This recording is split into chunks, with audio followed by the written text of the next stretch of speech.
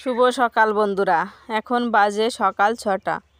তো সকাল সকাল আমি চলে এসেছি রান্নাঘরে রান্না করতে। তো এই যে দেখো ফুলকো ফুলকো রুটি বানিয়ে নিচ্ছি আমি এখন। তো তোমাদের দাদা ভাই যাবে মাঠে। তো রাতের বেলার কোনো খাবার কালকে বানিয়ে রাখা হয়নি। কালকে তো জানোই তোমরা, গেছিলাম নেমন্তন্ন খেতে।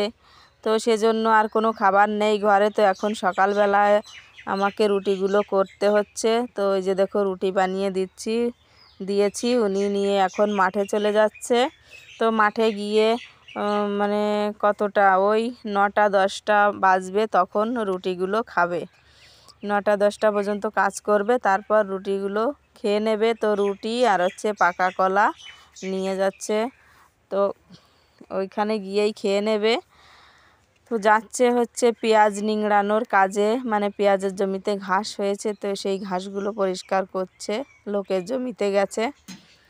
তো এখন 6টার সময় যাচ্ছে, আর বাড়িতে আসবে দুপুরবেলা 1টার সময়। আর এদিকে এই যে দেখো আমি রুটি বানিয়ে নিচ্ছি, আরও রুটি। তো আমি, মেয়ে, ছেলে আমরা সবাই মিলে খাবো, সেজন্য একটু বেশি করেই আটা মেখেছিলাম। তো রুটিগুলো আমি এখন বানিয়ে নিচ্ছি। আর ওদিকে ছেলে ঘুমিয়ে রয়েছে। তো ছেলে তো প্রতিদিন ভোরবেলায় জেগে যায় 4টার দিকে। তারপর ওকে খাওয়াতে হয়। তো দুধটা গরম করে ওকে খাইয়ে দিয়েছি, দিয়ে তারপর ঘুম পাড়িয়ে দিয়েছি। তো কোনো দিনও ঘুমিয়ে যায়, আবার কোনো দিন একদমই ঘুমোতেই চায় না। তো সেই ভোর 4টার থেকেই জেগে থাকে। তো এখন শীতের সকাল, জানো তো, ভোরবেলা জাগা মানে খুব খারাপ অবস্থা হয়ে যায়। মানে কিছুতেই ঠান্ডা যেন ছাড়াতেই চায় না, সর্দি লেগেই থাকে। এত চেষ্টা করি যে একটু মানে বেলা পর্যন্ত শুয়ে থাকবে, রোদ বেরোবে তারপরে উঠবে, কিন্তু না, কিছুতেই না। ও বেশিরভাগ দিনই সকাল সকাল জেগে যায়। শুভ সকাল বন্ধুরা, কেমন আছো তোমরা সবাই? আশা করি ভালোই আছো। আর তোমাদের আশীর্বাদে, ভালোবাসায় আর ভগবানের আশীর্বাদে আমরাও ভালো আছি। তো এসি ফ্যামিলি ব্লগে তোমাদের সবাইকে অনেক অনেক স্বাগত ও ভালোবাসা জানিয়ে শুরু করছি আজকের ব্লগটি। তো আশা করি তোমাদের সবারই ব্লগটি ভালো লাগবে। তো স্কিপ না করে শুরু থেকে শেষ পর্যন্ত দেখতে থাকো আর আমার সঙ্গে থাকো। তো তো সকাল সকাল তো দেখতেই পেলে তোমাদের দাদাভাই মাঠে গেল। তো তোমাদের দাদাভাই কি খাবে সেজন্য সকালবেলা রুটি বানিয়ে দিলাম, রুটি আর হচ্ছে কলা। তো সেগুলো নিয়ে মাঠে গেছে কাজ করতে, মাঠে গিয়েই খেয়ে নেবে।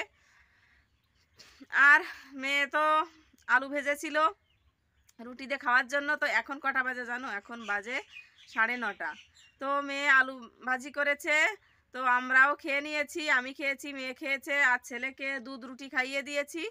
তো ছেলেকে খাবারটা খাইয়ে দিয়ে কাকিমার কাছে দিয়ে এলাম। আর মেয়ে খাওয়া দাওয়া করে চলে গেল স্কুলে। আর আমি এখন কাজে লেগে পড়বো। সকালবেলার কাজগুলো তো করে নিয়েছি, তো মোবাইলে চার্জ ছিল না, সেজন্য তোমাদের সঙ্গে শেয়ার করতে পারিনি। আর এমনিতেই জানো তো কালকে অতটা দূর গেছিলাম হাঁটতে হাঁটতে।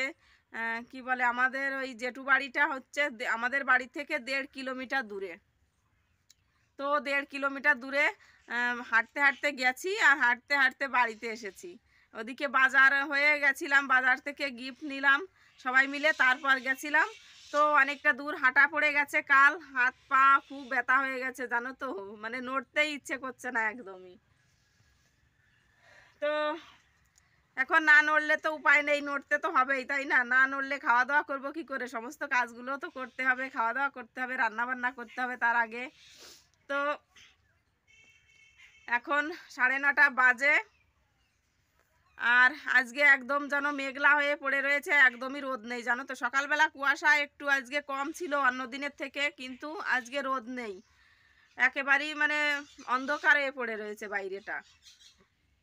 এখনও রোদ ওঠেনি, 9:30 বেজে গেছে, তো এখনও রোদ ওঠেনি। তো আমি এখন আবার যাব দুধ আনতে, ছেলের জন্য দুধ আনবো, তারপরে কাজকর্মগুলো করব। দুপুরবেলা রান্নাবান্না আছে আজকে। সকালে তো এই রুটিটাই করলাম, দেখলাম যে দুপুরবেলা এসে ঠান্ডা ভাত খাবে, ওর থেকে দুপুরবেলায় রান্নাবান্না করব।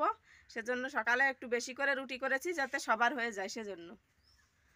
তো বন্ধুরা, তোমরা তো দেখতেই পাও, আমি তো মানে কিছুদিন হয়ে গেছিলো মানে ঘুগনি বিক্রি করতাম, ঘুগনির ছোট্ট একটা দোকান খুলেছিলাম।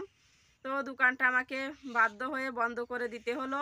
তো কি কারণে মানে কি কারণে আমার দোকানটা বন্ধ করলাম, তো সেগুলো তোমাদের সঙ্গে শেয়ার করব। তো ব্লগটি পুরো দেখতে থাকো শুরু থেকে শেষ পর্যন্ত, তাহলেই বুঝতে পারবে, জানতে পারবে যে কি কারণে আমি আমার ঘুগনির দোকানটা বন্ধ করে দিলাম। তো এতদিন তো তোমাদের বলা হয়নি, তোমরা অবশ্যই দেখতে পাও যে আমি এখন আর ঘুগনিটা বানাই না। প্রতিদিন তো আগে বানাতাম বিকালবেলা, এখন আর বানানো হয় না। তো কি কারণে বানাই না সেটা তোমাদের সঙ্গে অবশ্যই শেয়ার করব। তো চলো ব্লগটি দেখতে থাকো আর সঙ্গে থেকো। তো এই যে দেখো গামলা ভরে জামা কাপড় রেখেছি, এগুলো ধুতে হবে। তো ভাবলাম দুধ আনতে যাব, তো ভাবছি আবার এই যে দেখো ঘরের বিছানা দুটো পড়ে রয়েছে, জানো তো সকালবেলা বিছানা দুটো তোলারই সুযোগ হয়নি। তো বিছানা দুটো তুলতে হবে এখন, তারপর আমি দুধ আনতে যাব ছেলেকে নিয়ে। তো এই যে দেখো ভালো করে বিছানাগুলো তুলে নিয়েছি। তো কি করব অন্ধকারে তোমাদের সঙ্গে যে কিভাবে আমি শেয়ার করব আমার ঘরের গুলো বুঝতে পারি না। তো এই যে দেখো লম্ফ জ্বালিয়ে নিয়েছি, তোমাদেরকে একটু দেখানোর চেষ্টা করছি যে ঘরের ভিতর কি অন্ধকার, কি অবস্থা হয়ে রয়েছে এখন। টাটা দাও, টাটা টাটা টাটা। দিবা না তো চলো চলো। তো দুধ নিয়ে আমি বাড়িতে চলে এসেছি, আর এদিকে যে দেখো ছেলেকেও ঘুম পাড়িয়ে দিলাম। তো ঘুমানোর জন্য খুব বিরক্ত করছিল, আর তারপরও আমি ভাবলাম চলো ওকে যদি না ঘুম পাড়িয়ে দিই তাহলে আমি কাজগুলো কি করে করব। আমিও অপেক্ষা করছিলাম যে ও কখন ঘুমোবে আর তারপর আমি কাজগুলো করতে পারবো। তো এই যে দেখো এখন জামা কাপড়গুলো নিয়ে এসেছি কলপাড়ে, এখন আমি ভিজিয়ে দেব জামা কাপড়গুলো। তো একটু হালকা গরম জল করে নিয়েছি, গরম জলে জামা কাপড়গুলো ভেজালে না জানো তো খুব মানে ভালো পরিষ্কার হয়। একটু হালকা গরম জল দিতে হয়, কারণ আমরা শীতকালে অনেক সময় অনেক ক্রিম ব্যবহার করি, তেল ব্যবহার করি, তো সেজন্য গরম জল দিলে ভালো পরিষ্কার হয়। ওদিকে এখন রান্না বান্নাও করতে হবে, অনেকটা কাজ পড়ে রয়েছে। উলোনের পাশে জ্বালানি নেই, জ্বালানিগুলো তুলতে হবে।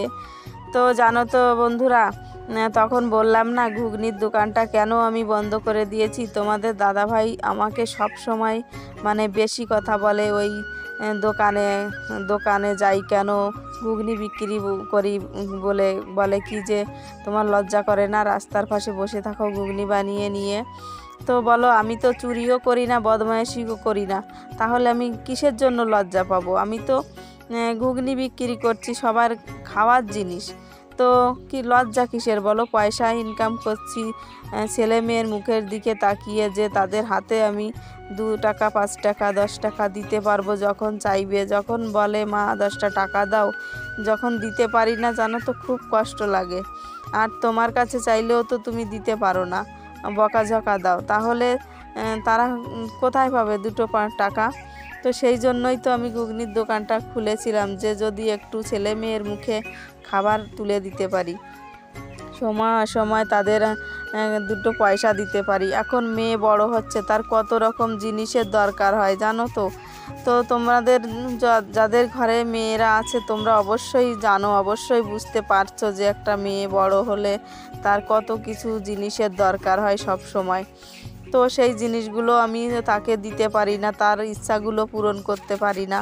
সেজন্যই আমি ভেবেছিলাম যে আমি ঘুগনির দোকানটা খুলে যা ইনকাম হবে তাই দিয়ে আমার ছেলে মেয়ের হাত খরচ চালিয়ে নিতে পারবো। সেই জন্য তো ওই নিয়ে আমাকে সব সময় বেশি কথা বলে, ছেলে মেয়ের যত্ন নেও না, ঠিক মতন ছেলে মেয়েকে খাওয়াতে পারো না, সব সময় তাদের দিকে ধ্যান দাও না, শুধু এই দোকান নিয়েই পড়ে থাকো, এইভাবেই আমাকে সব সময় বকাঝকা দিতে থাকে, খুব বেশি কথা বলে জানো তো। তখন আমার কষ্ট লাগে, নিজে তো দিতে পারো না 2-4 টাকা চাইলে, আর আমি এখন চেষ্টা করছি 2 পয়সা ইনকাম করার জন্য, তো ও রাস্তাটাও আমার বন্ধ করে দিচ্ছে।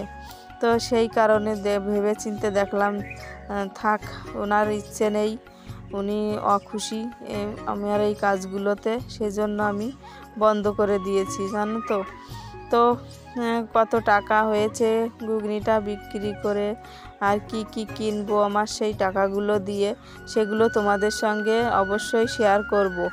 আর মেয়েও মাঝে মধ্যে নিয়ে যায় পয়সা খাবার খাওয়ার জন্য 10 টাকা 5 টাকা, তো মেয়ের হাতে 10-5 টাকা দিতে পারলে না আমারও ভালো লাগে। ছেলে তো এখনও ছোট, ও তো চাইতে পারে না, কিন্তু অল্প খাবার কিছু কিনে দিলে খাইতে তো পারে, খায়। কখনো কখনো কিছু কিনে দিলে খেতে পারে, খায়।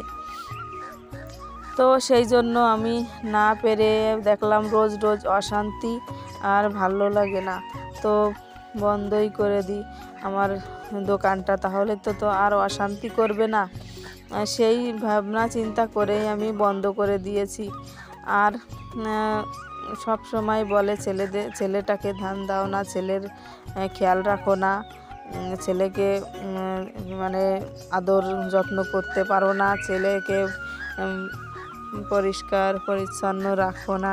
এই সবসময় মানে এভাবেই আমাকে বকাঝকা দিতে থাকে। তো রোজ রোজ এই অশান্তি ভালো লাগে না, সেজন্যই আমি বন্ধ করে দিয়েছি। আর এই যে দেখো এখানে মা এসেছে, আর ছেলেও ঘুম থেকে উঠে পড়েছে। তো ছেলেকে এনে মার কাছে দিয়েছি, মা ওখানে নিয়ে বসে রয়েছে, আর আমি ওদিকে জামা কাপড়গুলো তাড়াতাড়ি করে কেচে নিচ্ছি।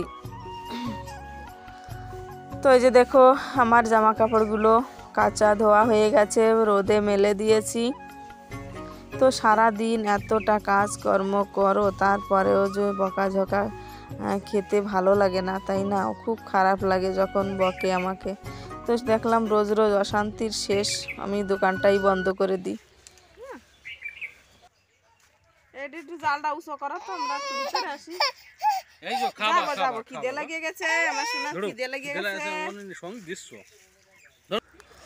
তো আমি চান করে এখন চলে এসেছি, জামা কাপড়গুলো ধুয়ে মেলে দেওয়া হয়ে গেছে। তো এখন আমি এই যে চান করে জামা কাপড়গুলো এদিকে মেলে দিচ্ছি, যেগুলো আমার পরা ছিল। আর ছেলের খিদে পেয়ে গেছে, ছেলেকে এখন খাওয়াতে হবে। আর তোমাদের দাদাভাইও বাড়িতে চলে এসেছে, এখনও রান্নাটাও করতে পারিনি, জানো তো।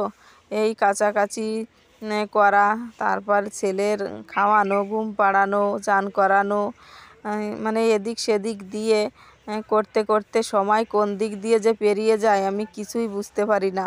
সারা দিন দৌড়াদৌড়ি করতে করতে, ছুটাছুটি করতে করতে দিনটাই আমার কোন দিক দিয়ে চলে যায় কিছুই বুঝতে পারি না। মানে সকাল হয় কিভাবে আর সন্ধ্যা হয় কিভাবে, কোনোটাই আমার লক্ষ্য থাকে না ছেলে মেয়ের পিছনে। তবুও আমাকে কত কথা শুনতে হয়, ছেলে মেয়ের যত্ন নিই না, ছেলে মেয়ের দিকে ধ্যান দিই না।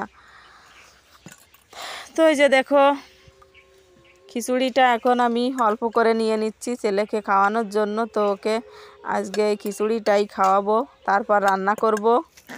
তো ছেলেকে খাবারটা খাইয়ে দিয়েছি। আর এই যে দেখো এদিকে চালটা ধুয়ে হাঁড়িটা বসিয়ে দিয়েছি উলোনে। আর এই যে বেগুন কেটে নিয়েছি, বেগুন ভাজি করব।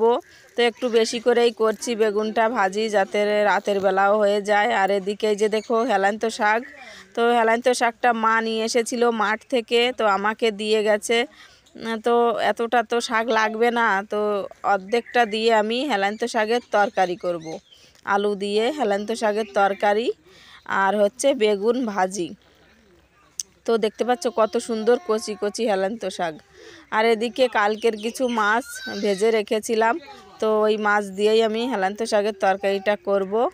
তো চলো এখন এই যে রান্না বান্না করে নিই। তো প্রথমে এই যে দেখো আমি দিয়েছি, সকালবেলা দুটো রুটি ছিল, তো ভাবলাম রুটি দুটো ফেলে দেবো কেন, রুটি দুটো একটু তেল দিয়ে গরম করে নিই, তাহলে খাওয়া হয়ে যাবে। ফেলে দিয়ে কী লাভ আছে বলো, আটার যে 50 টাকা করে আটার কেজি। তো সেজন্য আমি এই যে রুটি দুটো প্রথমে ভেজে নিচ্ছি খাওয়ার জন্য, তারপর রান্নাটাও করে নেব। তো একটা রুটি থাকলেও ফেলা হয় না, খাওয়া হয়ে যায়। আর ওদিকে আমি রান্না করছি, আর ওদিকে ওরা বসে বসে দেখো আনন্দ করছে, খাওয়া দাওয়া করছে। তিনজনে বসে বসে দেখো খুব আনন্দ করছে, ওদিকে খাবার খাচ্ছে বসে বসে।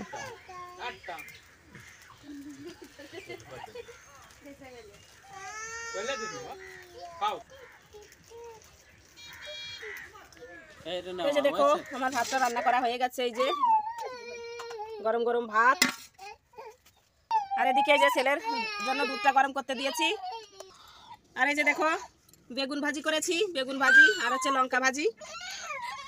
আর এদিকে আছে হেলান্ত শাক আর আলু দিয়ে, আর কালকে কিছু মাছ রেখে দিয়েছিলাম, আজকে খাওয়ার জন্য।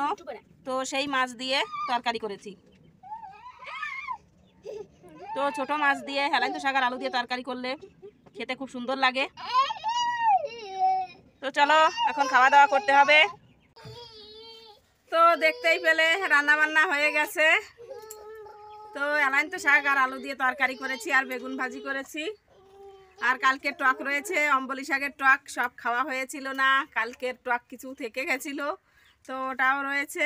তো এখন এগুলো দিয়েই খাওয়া দাওয়া করবো। আর এই যে দেখো মানে চান করে এসে মাথায় চিরুনিও দিতে পারিনি, না সিঁদুর পরেছি, কিছুই করতে পারিনি।